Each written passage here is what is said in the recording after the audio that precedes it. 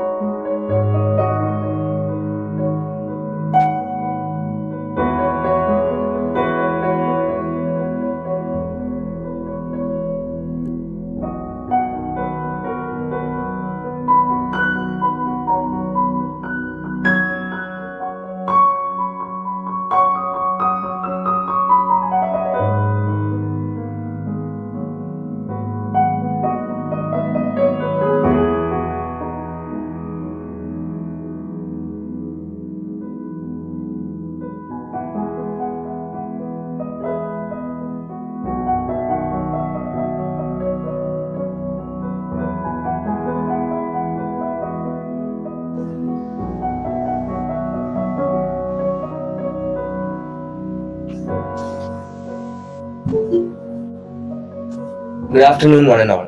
I am Saurav Rakesh, and welcome to the third and final day of the International Webinar on Communication in the Digital Era. Today, we will commence with the last session, which will be conducted by Ms. Divyalakshmi about content writing. And participants, please note that the feedback forms will be available after this session.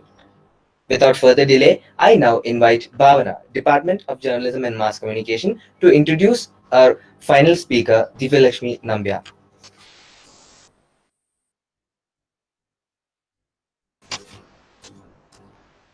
Good afternoon to one and all.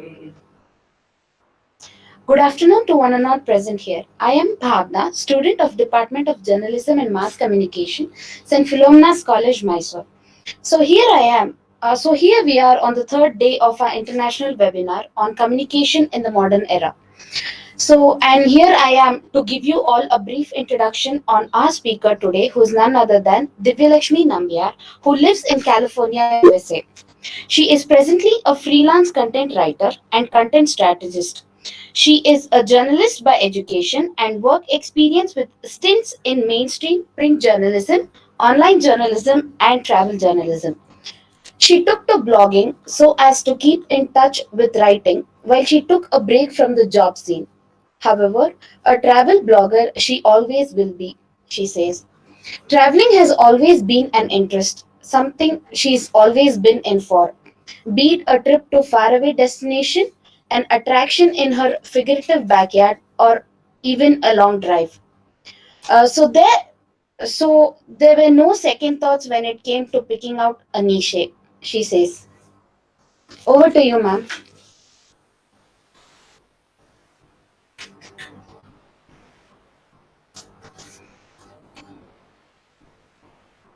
Thank you, Bhavna, for that introduction. You guys hear me? Yeah. Thank you. Good evening, Sukanya ma'am. Thank you so much for having me, and thank you for trusting me with your students. It feels wonderful to be back in PHILOMENA'S, even if virtually. A very good evening to all the other teachers and students present here. Thank you so much for being here. So I'm going to be talking about writing for the web, and I hope I'll be able to share some information that's insightful and useful to you. So now, before we dive into the topic of writing for the web, let me tell you where I'm coming from, or rather where all this information is coming from. Another reason why I'd like to tell you all this is because, I'd like to say how all that journalism that I learned seems to have helped me.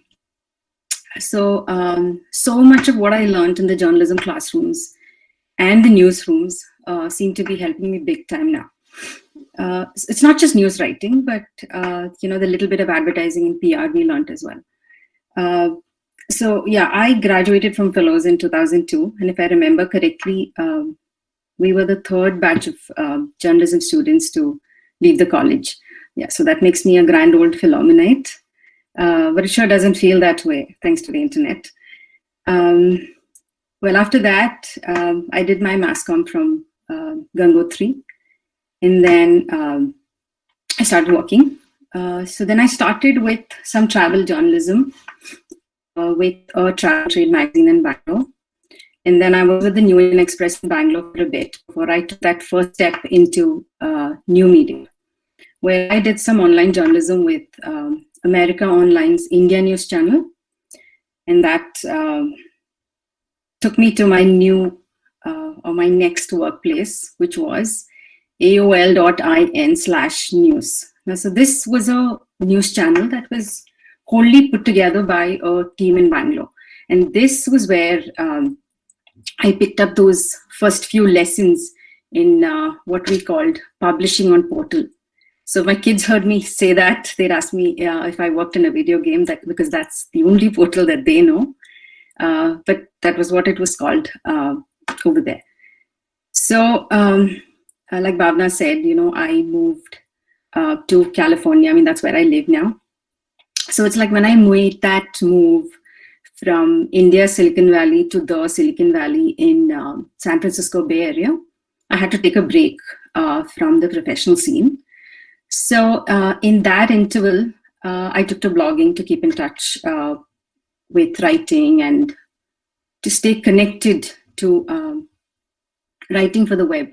So in that time, I did a couple of courses, like a few short courses. I set up a few blogs. I discontinued some of them, focused on one, uprooted one from one domain to another, and then from there to another domain. I wrote a bit of content for friends and family with the minimal SEO that I knew. So the moral of the story is that I spent that time focusing on getting to know the web and writing for it, and it truly paid off. So what I do now is different kinds of content. So I do content for different types of websites. I do something called search engine optimization. I've done content for a tech startup. I've been doing some online brand building for people and small businesses. And I've done some content strategizing. I'll tell you what that is in a bit. Then I've done some social media management / marketing, but it's not hardcore marketing. It's what's called soft marketing. And now for over a year, I've been doing two travel content projects back to back. So now you know how broad this discipline is. So before we go any further, can I know how many of you already have blogs set up? I know you're required to have one. So can you open your cameras and give me a thumbs up, or you can do it on the chat section. Just send me some thumbs just to see how many of you are familiar with the medium and how much of it you've been using.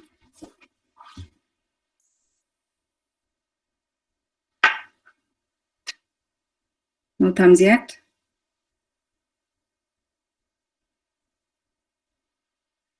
Great. Nice. Perfect. So you guys have already been doing a kind of content writing, okay? So this is where we go into talking about our first topic for the day. Let me open this out. There we go. New media opportunities. Okay, and then we look into journalism and content writing. We look at freelancing. We'll talk a bit about SEO or search engine optimization and photo editing.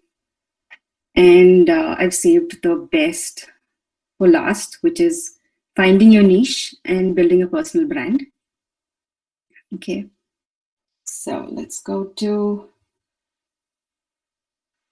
online. Okay, now we look at looking at the new media opportunities. Now there are more than this, okay, but I've just picked out 5 that I'm most familiar with so that I'll have something to share with you. So we'll take a quick look at online journalism.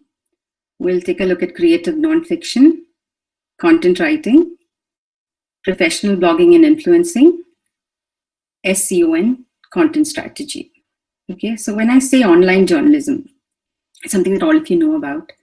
So we know we're talking about reporting and editing for online newspapers and magazines and other periodicals. So it's become everybody's go-to news medium because of how fast news can be made available on it. So it's just write, hit publish, and then you have it. So even better is the fact that you can put out a breaking news story with very minimal info. Like as soon as it breaks, you can put up what you have. And then as the story develops, you can add more to it. How neat is that? So one example that I can give you is,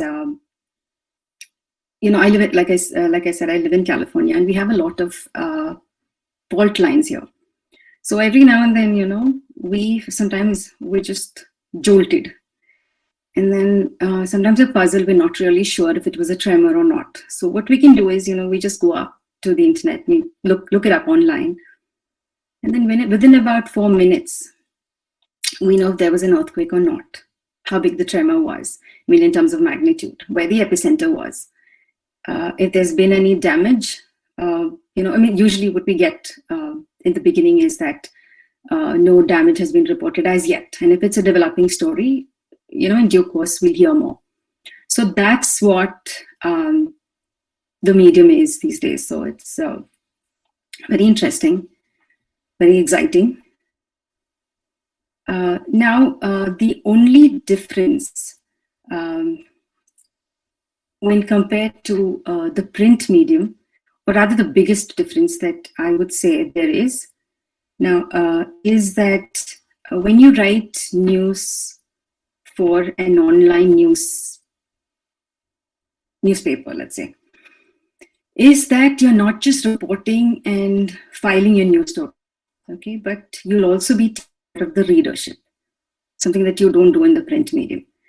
So what you do here is doing this thing, which is taking care of your readership, or at least a part of it, as you write your story. So what you're doing here, right, you'll find people, profiles of people, like public figures, wannabe public figures. You'll also find, more in detailed profiles like online biographies. Even businesses and institutions, organizations seem to have a profile up on the internet.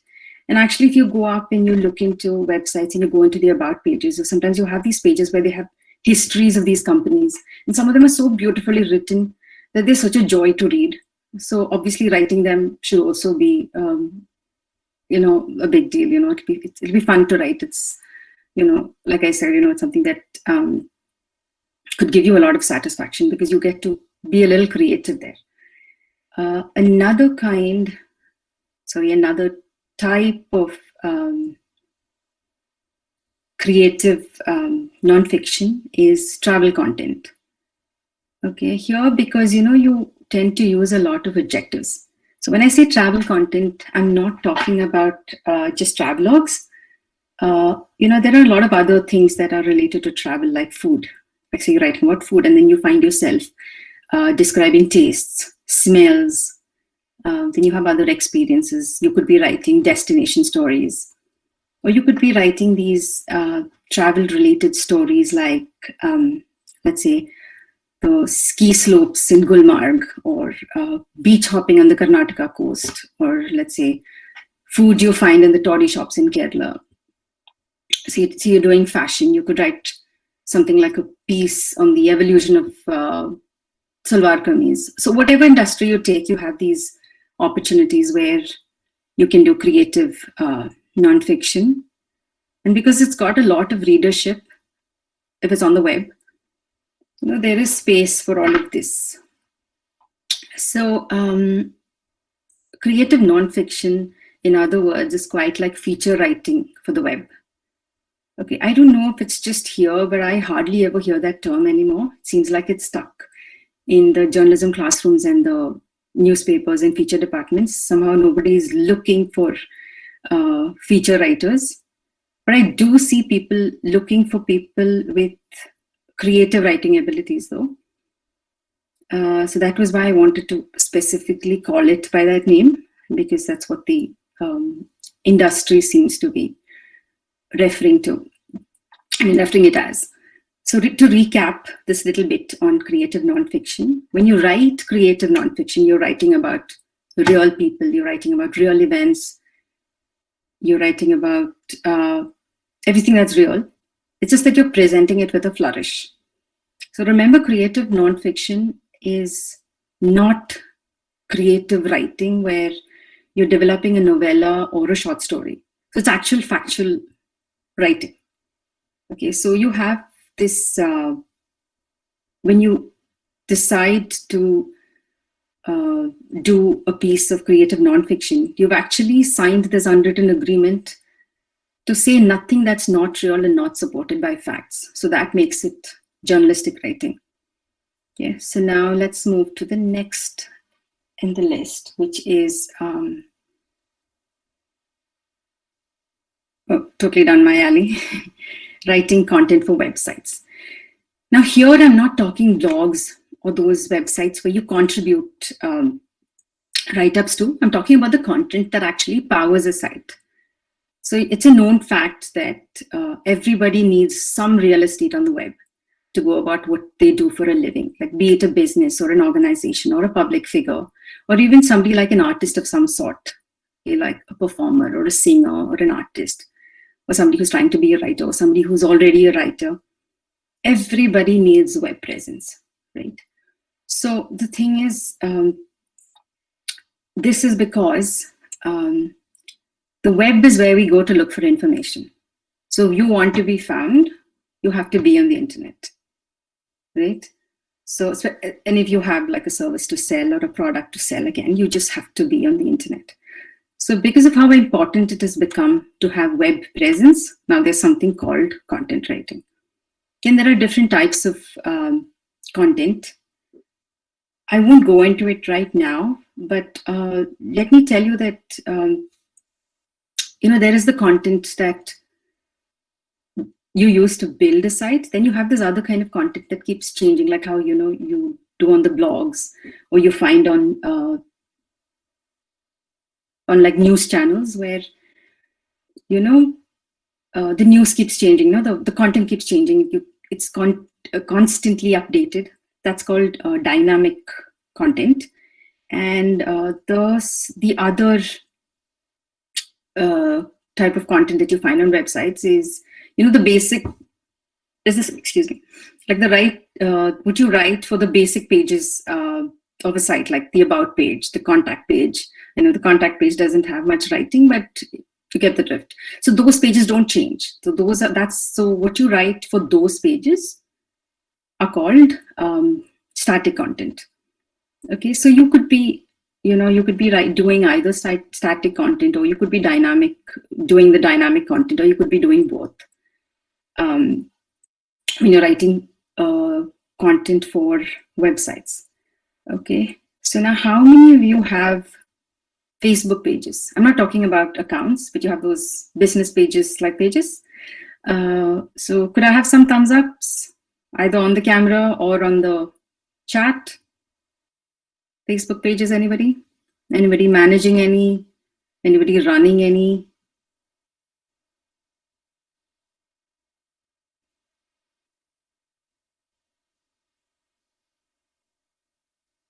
Okay, I don't see any.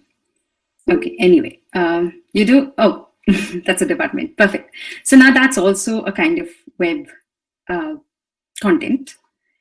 So when you do social media management professionally, like say for a client, okay, you're not just posting statuses and getting messages across. There's meticulous planning that goes on backstage. So when you're doing it professionally, what you'll be doing is you'll be sitting down with your client, and you'll be looking at the goals that the company has. You chart out a content calendar. You decide what type of social media content you'll be putting up and when. Then you'd be looking at other things like scheduling, the kind of related content you'll be putting up. It's called curated content.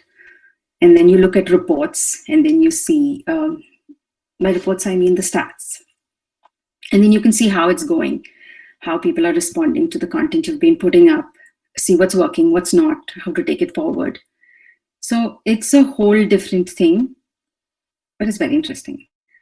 Okay, so the next type of, the next opportunity that you have here is pro blogging and influencing.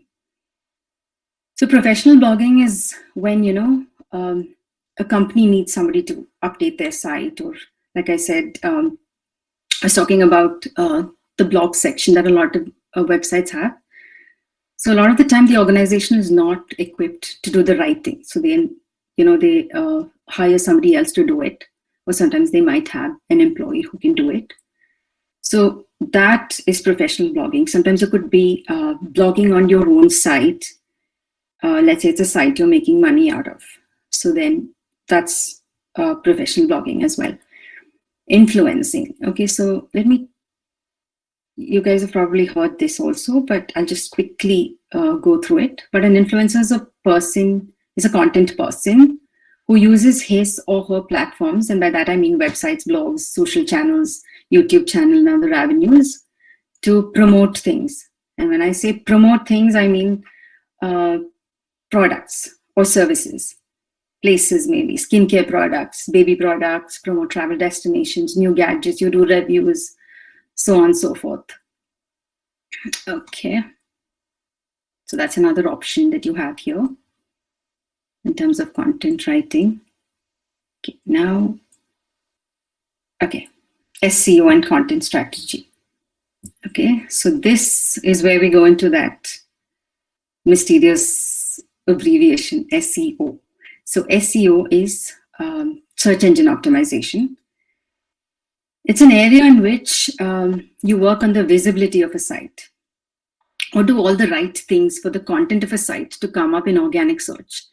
So I don't know if you guys have noticed, I'm sure you have actually, when you go on Google and then you give in a search query, and when the result page comes up, you'll see that on top you find some ads.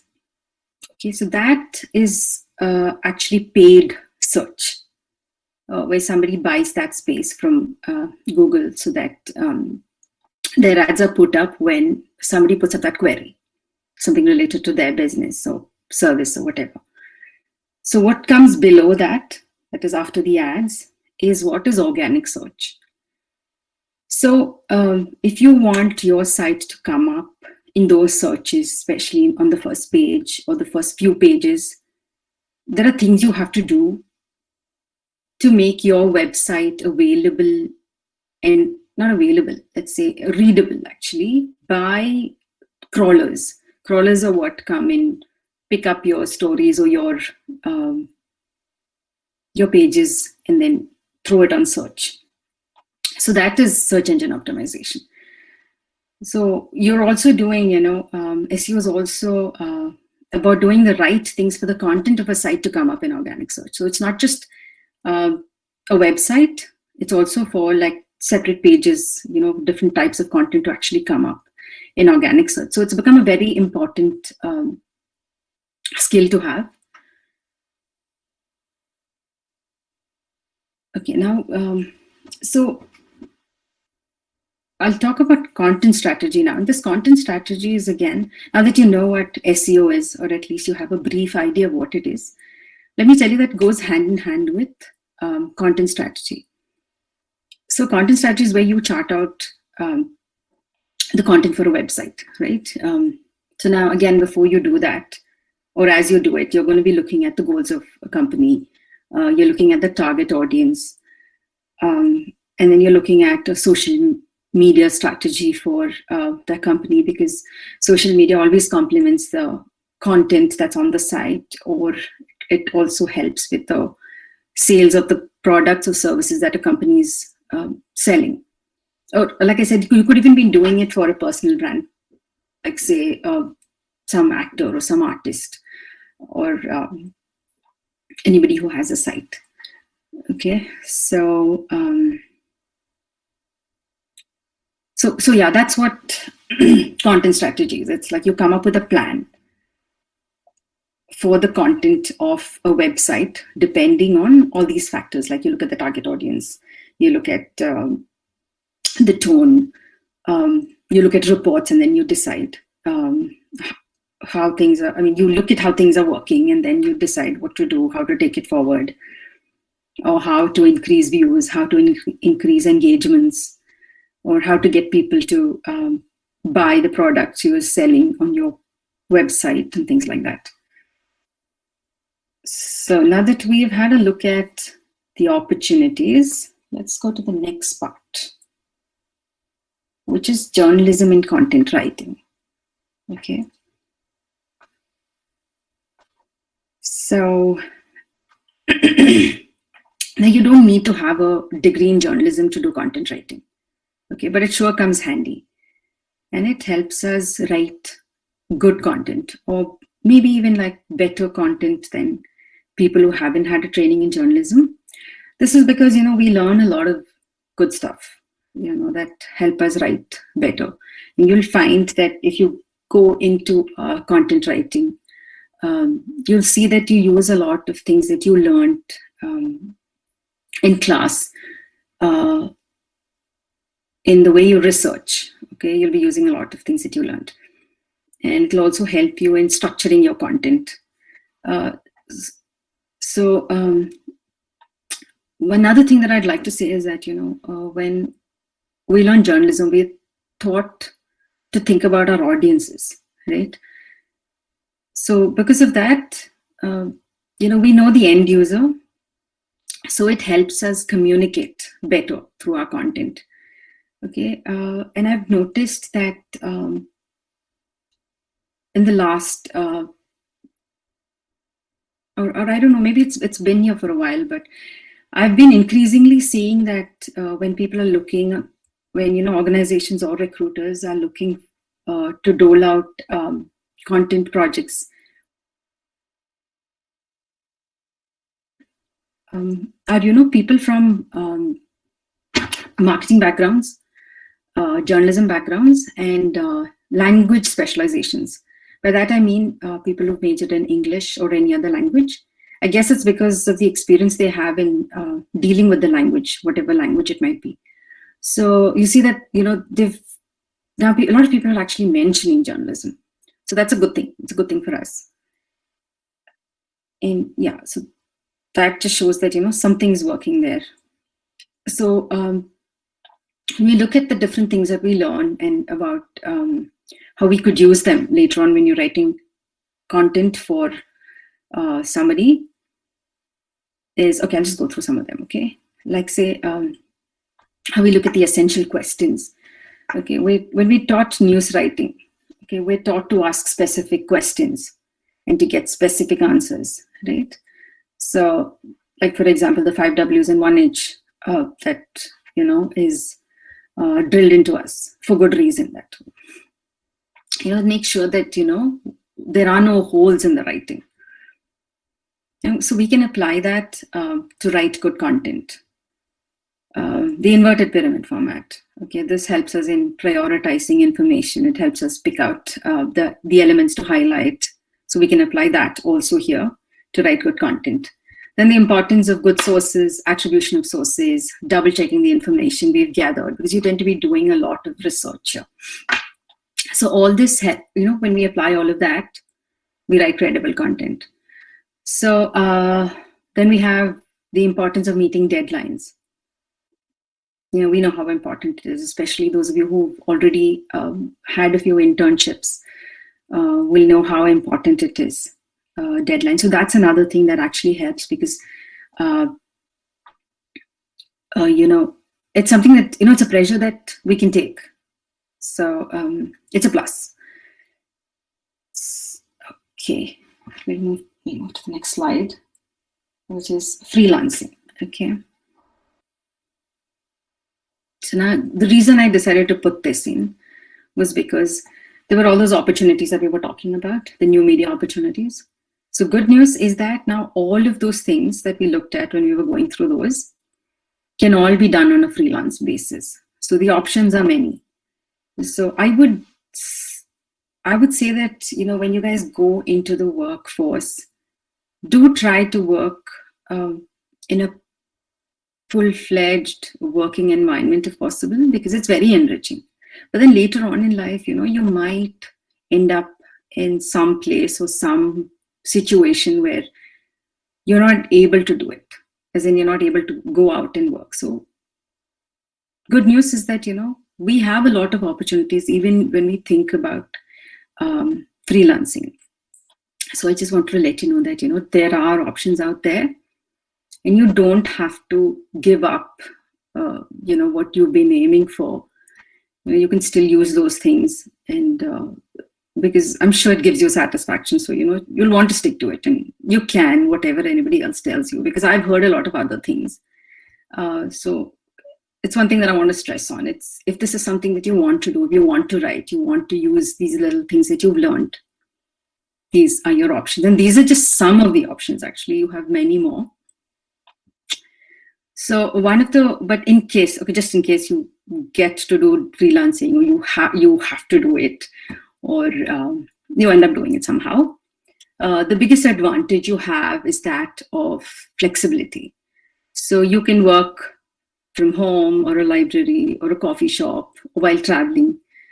You can set your own pace, and then you can take on as many projects or as little projects as you can handle in a given period of time, because deadlines are still important. So some observations that I had, when I've been looking at a lot of opportunities, and I've come across a few things, so I thought I'd share that with you.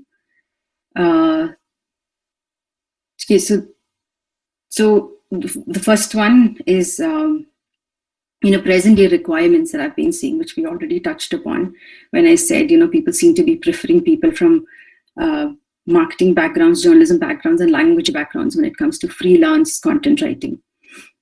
Okay. Apart from that, they seem to ask if you have the ability to work on your own. Okay.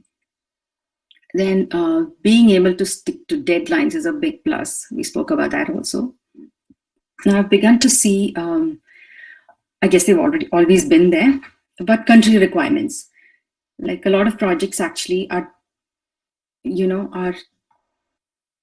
kept aside just for people of residing in a specific country, for obvious reasons. I'm thinking time zones and currency and working culture and all that. And another important thing, very important observation actually, is that there are two other things that they look for. So one is familiarity with CMS or content managing systems. Now, those of you who are already blogging will know what I mean. So just in case you're not familiar with the term CMS or content management systems, I'm talking about things like WordPress and Blogger and all that. So familiarity with a CMS is something that they're looking for. So because they're all pretty much alike, if you can handle one, it means you can handle most of it. Of course, there will be a few differences, but whatever platform they're on, you'll be able to do it. So that's one thing that they look for. So it's a good thing that blogging is a requirement for you. It's a great experience that you can really use, and it's actually, you actually meet one of the requirements, so that's a good thing. And then there's knowledge of SEO. Okay, that is something that I see in almost every listing for a content writer. Again, for obvious reasons, because now that you know what SEO is, you know how important it is. So now it's like, if you're doing just, let's say you're working on a news site. Okay, the amount of SEO that you need to know is very little. So it's okay, because you just have to incorporate certain elements into your writing, and that's all you need to do. But then if you want to go into something more in depth, like you want to really work with like all the content in of a website, or you want to do content strategy or something like that, then you have to go a little further into SEO, because you'll be doing a lot of what they call keyword research and competitive research that you do, before you strategize content. So SEO is something that if you guys can learn, just the basics you do, but it would help you a lot, because it's big. Okay, whatever people might tell you, it's almost become a must-have skill these days if you want to do writing for the web.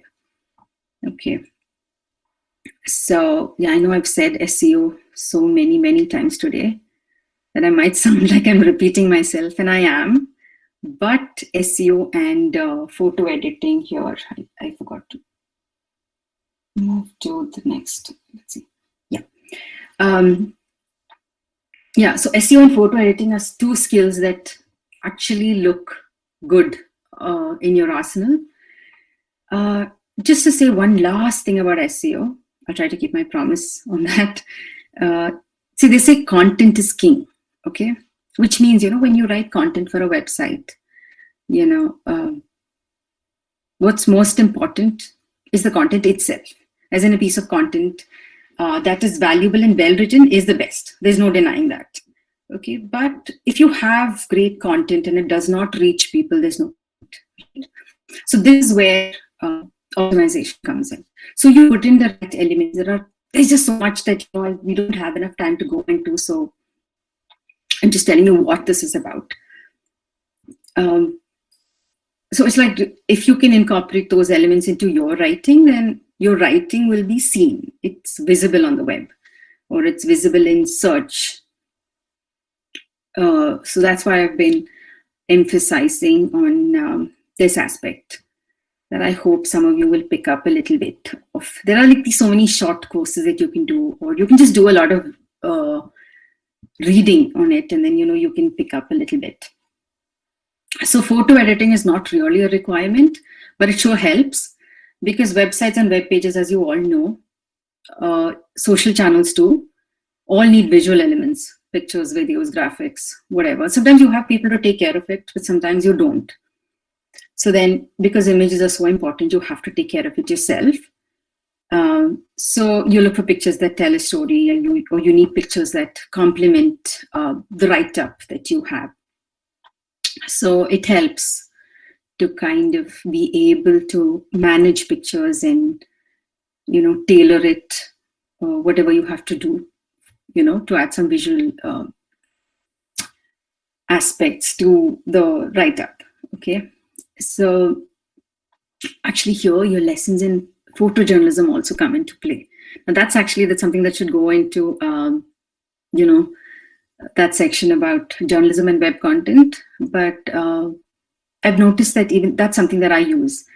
Like, for example, you remember, like the kind of pictures, like say when you learn photojournalism, you're talking about, you're learning about, what kind of pictures belong where, or how they're supposed to look. Like usually you're writing, you've got a picture of maybe like a tower or a tall building. So you'd rather do a portrait rather than a landscape, right? Unless you have to show it along with something else. So then you tend to pick up those pictures that are right for the content. So yeah, so the way you look at pictures actually helps, because you need pictures to go with the content.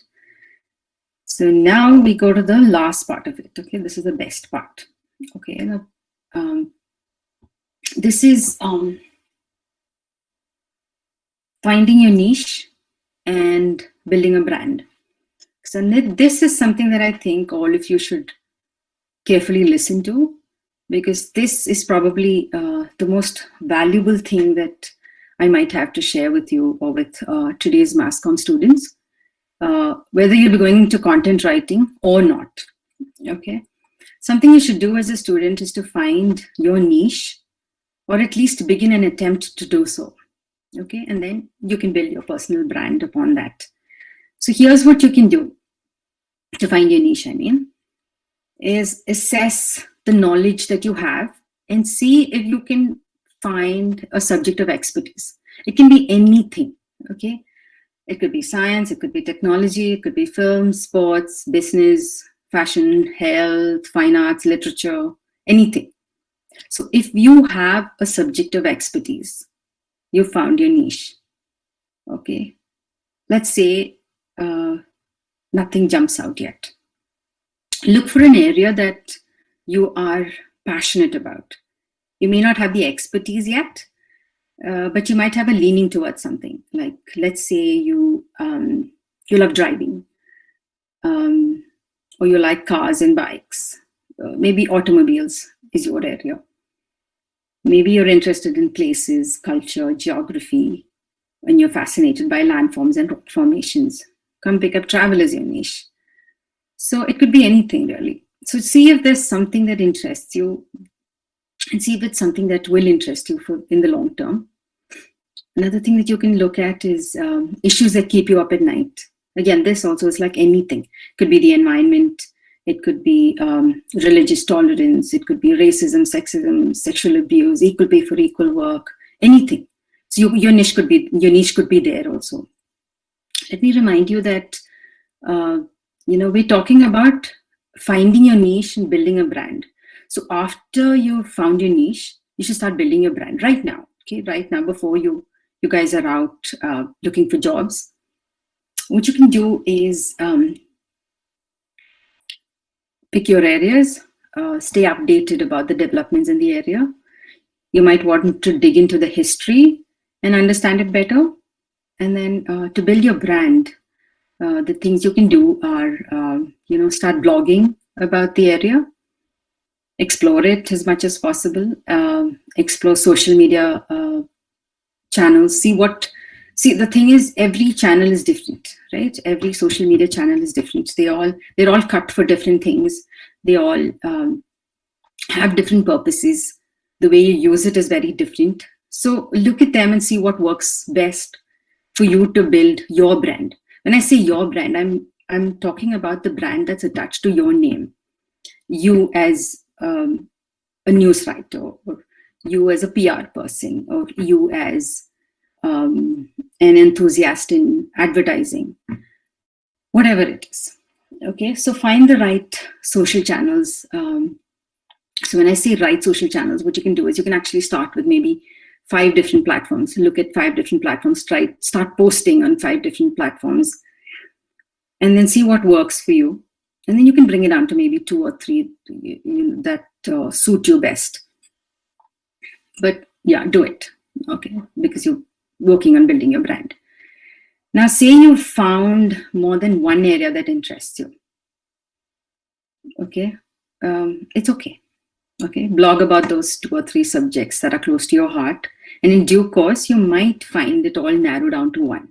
If not, keep going as long as you can. And say you've not found your area yet, or you're not going to find it in the next few days or next few months, I mean. So even that is okay, don't worry. Just set up a personal blog and blog away. Okay, write whatever comes to mind. And then you'll gradually find something jumping into you. So then you can zero down. So there you have it. So you'll have a digital portfolio that you can use when opportunities come your way. So as you do that, don't forget that you also have the traditional way of contributing to the industry. Like, say you want to do news writing, try, keep sending pics. Sorry, not pictures. You could also, but try sending write-ups to newspapers. Keep the cutouts. Your bylines are important. So along with that, do build your digital portfolio. It becomes easy. And another good thing about this is that you can always send these links to people who have opportunities for you, which is so much easier. You don't have to take it in person and send it. And especially, at a time like this, like COVID has shown us that, a lot of things can be done online. It really comes handy. So yeah, so please take it seriously to find your niche and build your own brand. Okay, do this and your future self will thank you. Okay, so how many of you are going to do this? I expect to see more thumbs ups now. Anybody who's going to work on this? Okay, I'm sure you'll do it. So yeah, so do it. Okay, so find your niche, build your brand. All the best to all of you. Awesome. I'm sure you're already halfway there, Neha. Perfect. Nice. Yeah, so keep at it. And yeah, send me the questions you guys have. If there's... Thank you, Neha. Yours was great too, yesterday.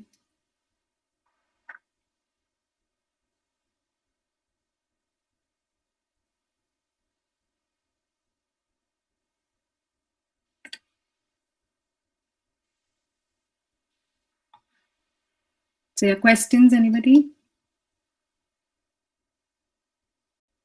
We're just taking the questions. Sure. No problem, ma'am. Take your time. No problem.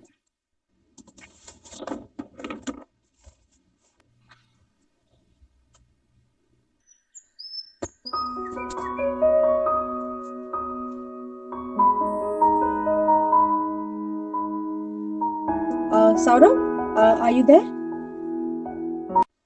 Yes, ma'am. Yeah.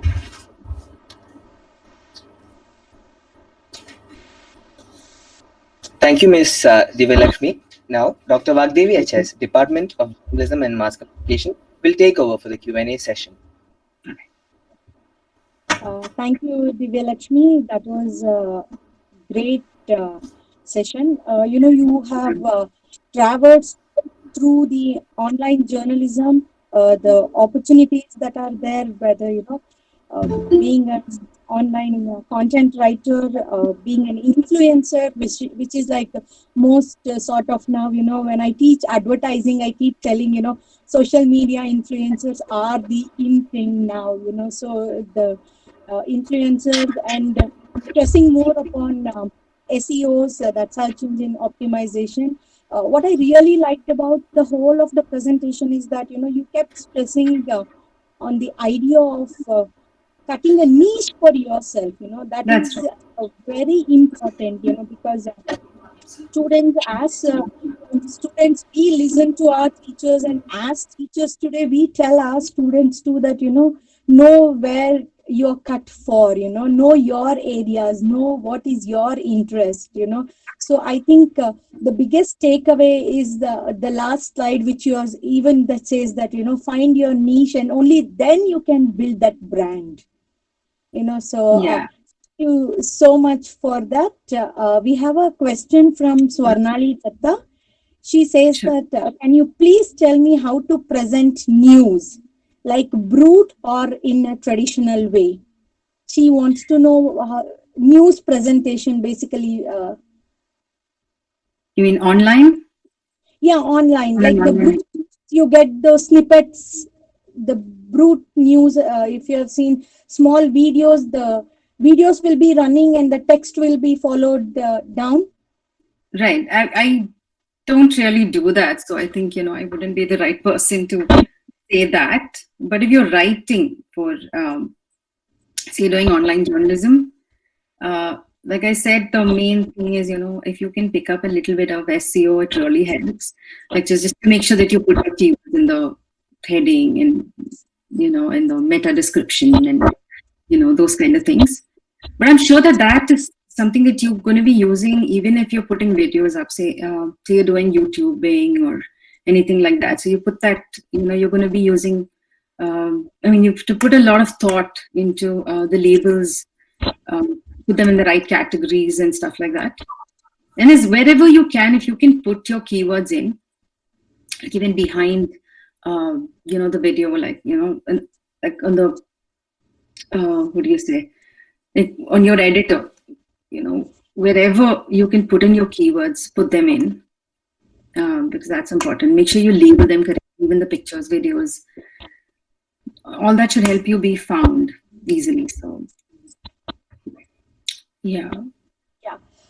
Actually, I myself want to, it's not a question, probably you would want to share your insights into this. This whole thing about social media influencer, it's basically has taken a very big way, it has taken in a very big way in West. Right. In India, it is not so much like that of, Western countries. So, what is the contrast? I mean, do you see the difference, or do you think India is catching up to the trend? I was recently seeing a short movie on Netflix, I think Emily in Paris. If you've seen that series, Emily in Paris, it's all about how social media influencers do play a big role and how these companies are behind them. So, Right. I would like you to comment on what do you actually think is the scene in the West, or if you have an idea of how India or the youngsters who are listening now can take into that part.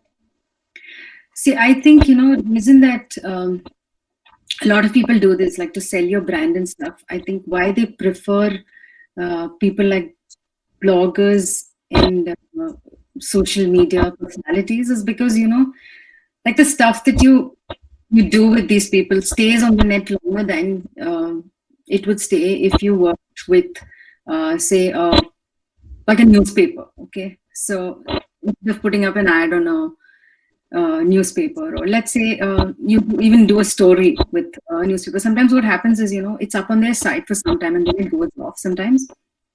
So it stays longer, so then that's it's more value for money for them if you look at it. And another thing is this thing about it's a very controversial thing now, the number of followers, right? So it's like when you have more followers, you have it's like you're getting to more people, right? So that's another thing that these brands are looking at. But then again, people are looking at it very skeptically these days. So I'm thinking that there'll be a change in that. As in, I'm not sure influencing is going to be as it is for too long, because it's being misused, I think. Like there be so many stories of people who are not really going to certain places, but then they do photo shoots and then pretend to be in certain places, and so these things are being investigated, and then you're shamed on the internet. So you have to up your game if that's what you want to do. Stay authentic, and then maybe there's future in it. But otherwise, I think in some time it will fizzle out. Okay. So. Yeah, we have one more question from Swarnali Datta. In fact, she says that she runs a Bengali news site and she's editor-in-chief, and she has a few interns also. She wants to know that how a media can earn, apart from advertising, what can be the earnings for the media, or without any political party influence. Is there any other form that they could make profits? So other than ads, okay. Other ads and political party endorsements or advertising. Got that, yeah. So there are other things you can do. Let me see. There's this thing that bloggers do, which is called what's the word? Where you, what's that called again? What's that called? Where you write about products and then you put in links, and then you get a little cut of every purchase that's made. What's the word now? So that's actually one thing that you can do, as long as you keep you're recommending the right products. Depending on your audience, that is. What is it called? I don't get the word. No. What's the word? They call affiliate links. Yeah, affiliate programs you have. So let's say the site is into like a particular subject, and you have a certain kind of audience that comes to you. Then if you are going to talk about products that actually or services that would be useful to that audience, it could help. Then there's there are a lot of things. I'm just nothing's jumping at me right now. But let me see.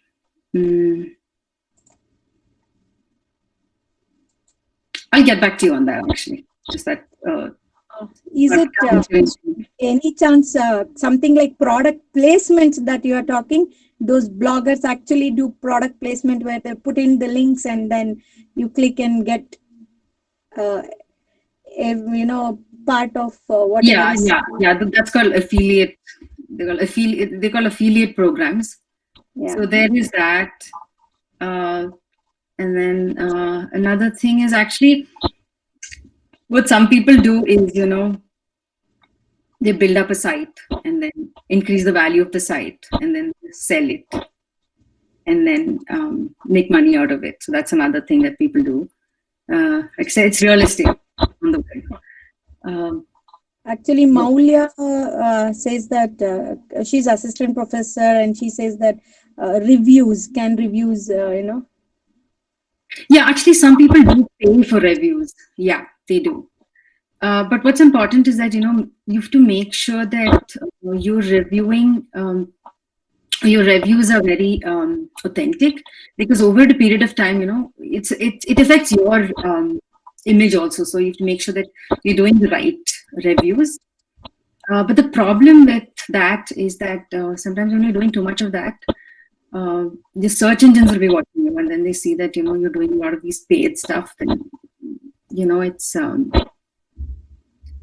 it's it gets noted. So yeah, but that is you do get paid for reviews. Yes. Yeah. We'll take one last question from Miss Rupa K, and then we'll wind the session. Rupa K, in fact, I think you know her. She says, "How are you? And what is the present challenges? What is the present challenges in front of content writing in Indian scenario?" So I think content writing is more like it's not very country specific. I think everybody, what do you say? It's on the internet, so it's for everybody. And what I find is that it's difficult to only get started. Okay, it takes you a while to get started. You will find yourself, applying to so many different things to actually, find a project that works for you. But I think once you get started, then once you build your profile, then it's okay. You get more opportunities. You'll have more to show and things like that. When you have like a digital portfolio, it really helps. So I think that's the biggest thing to get started. Is a big thing, because sometimes you have the requirements. Sometimes people ask for a lot of experience. So to get started is a little difficult. But then again, if you've been blogging and stuff, you'll have work to show. So sometimes that helps. I mean, that works. That should be enough sometimes. So yeah, I think I don't see any other major challenges, because it's a really this field is here to stay. We can't do without the internet. Everybody needs to be on the internet. Everybody has to have a presence. So as long as that's there will be work for us in this area. So that's there. I think SEO is another thing. If you can actually learn that, or at least the basics, it would be good. This is something that everybody seems to be asking for good reason also. But other than that, I don't think there's anything else. Yeah. Thank you, Divya. Thank you so much for that session. Now call Saurav to take over. Thank you, ma'am. With that, we come to the end of the sessions. And before we begin the valedictory function, the link of the feedback form will be available in the chat section now. As you fill the feedback forms and submit them, the certificates will be generated. Thank you. Now, I invite Fatima Ifrat, second year post-graduation student of Journalism and Mass Communication Department, to present a report on the 3-day webinar.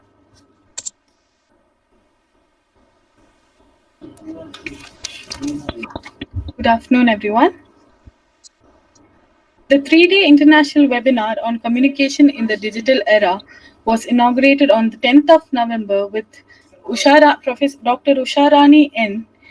In the presence of dignitaries Monsignor Leslie Morris, Reverend Father Dr. Bernard Prakash Barnes, Dr. T. Ruth Shantakumari, Reverend Father Maria Xavier, Reverend Father John Paul, Professor Arthur Minto, and Dr. Sukanya.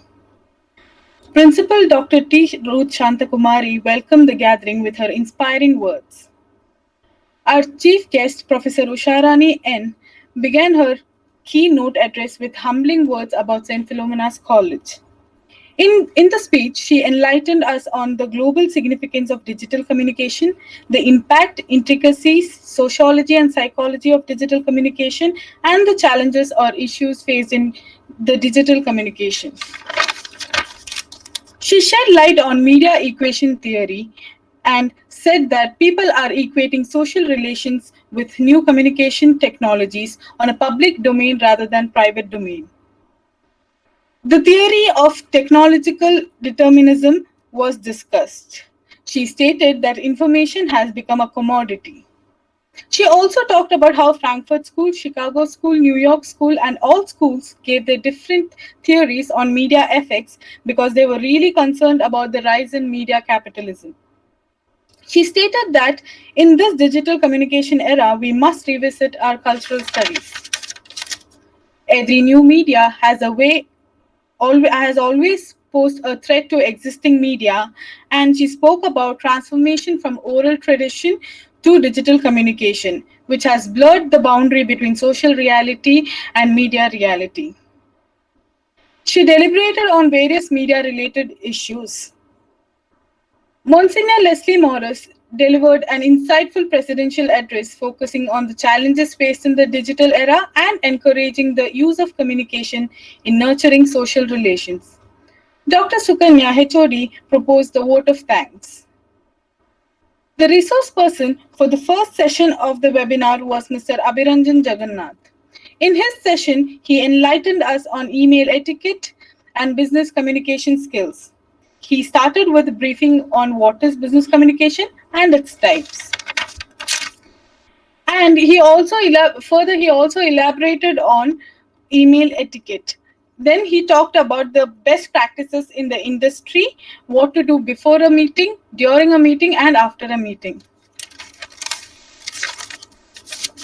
The next session was done by Neha Maloli.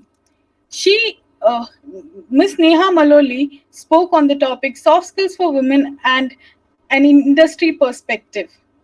She spoke about what is agenda, how we must work, interaction with the teammates, etc. She also introduced Myers-Briggs personality indicator theory. And she also spoke about addressing the problem and if it is about feminism, etc. She also spoke about 9 tools of soft skills, which is she stressed on assertive verbal communication, and she then spoke about body language, power positions, emotional desensitization, selective revelation, perception management, conflict resolution, and various other issues. And next, the session was done by Shaurav B. Sports coverage in digital era. How sports is important in India, how it's become easy for fans to stay updated about their favorite sport or team in this digital era with a click. Traditional way of following the sport is now blurred, and now it's the era of digital communication, how digital medium is bringing to the sports constant update, constant information, detailed minute by minute update. And he also spoke about various opportunities, challenges, and insight for effective sport writing. Our next session was done. Our next section was done by Devika Nambyar, and she spoke about content writing, new media opportunities, online journalism, creative non-fiction, writing content for websites, pro-blogging and influencing, search engine optimization, and the content strategy, freelancing skills, and building your own brand. She also spoke in elaboration. Thank you.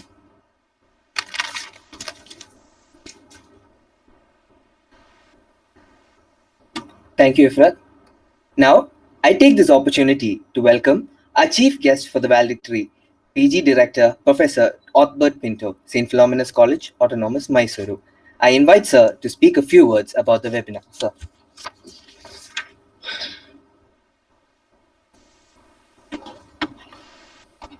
Greetings to all those who have taken part in the webinar and also the organizers.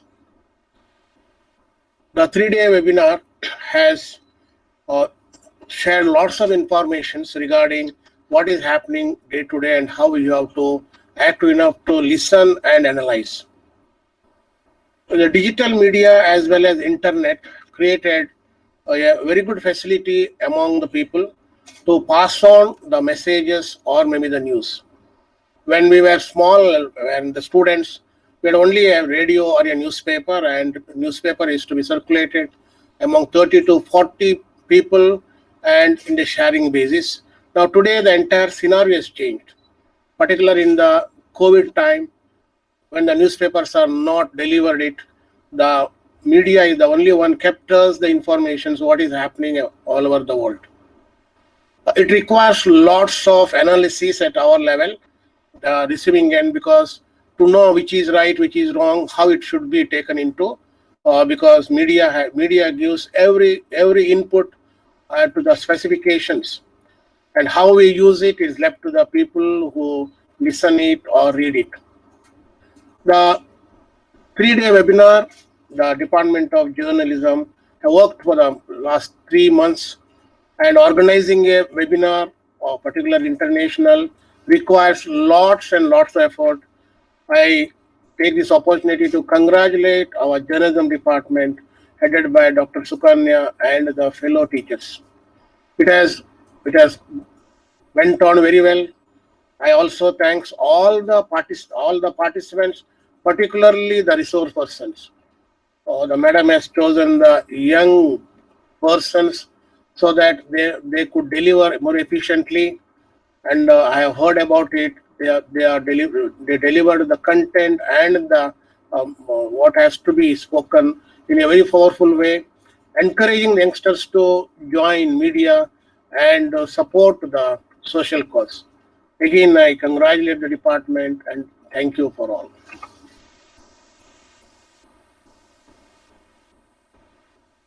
Thank you, sir. I now invite Head of Department, Journalism and Mass Communication, Dr. Sukanya, to propose the vote of thanks.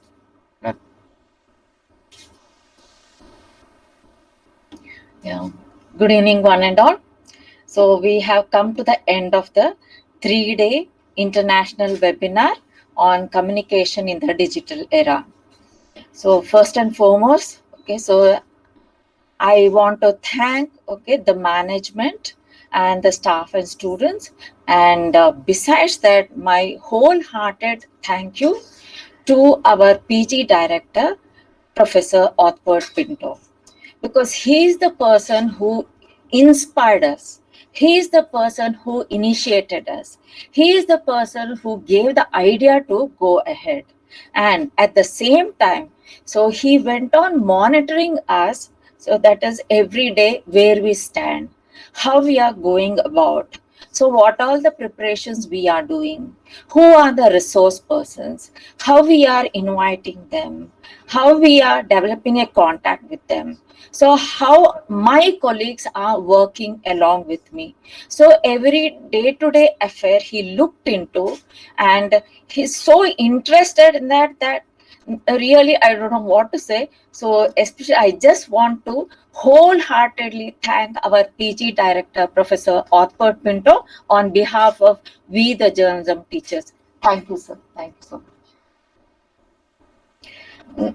Besides that, so I want to thank my colleagues, who all have worked with me.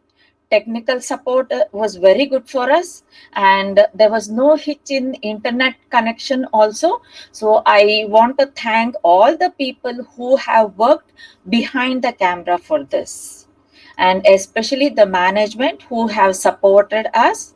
So starting from the rector, the Monsignor, as well as the vice rector and the college administrator, the principal, vice principal, everybody. And before winding up, so if you people were not there, so naturally our international webinar would not have taken any meaning to it. So if you were not there, so we would not have been succeeded in conducting this. So on behalf of the Department of Journalism and Mass Communication, PG Research Center, the St. Philomena's College, so I want to profoundly thank you all for participating in it and even posing questions. So your interaction was very good for us. So on behalf of everybody, I thank you, and especially my students who have helped me in conducting this So, and Saurav Rakesh was the master of ceremony for this, and other students, okay, who introduced the speakers. I thank them, and all the speakers, the resource persons especially. So, those who have come from various parts of the world. So, naturally, Divya from California, USA, then Shaurabh from Dunedin, New Zealand, Abhiranjan Jagannath from Melbourne, Australia, Neha from Brisbane, Australia. So I thank you one and all wholeheartedly. Have a very nice day. Thank you all once again.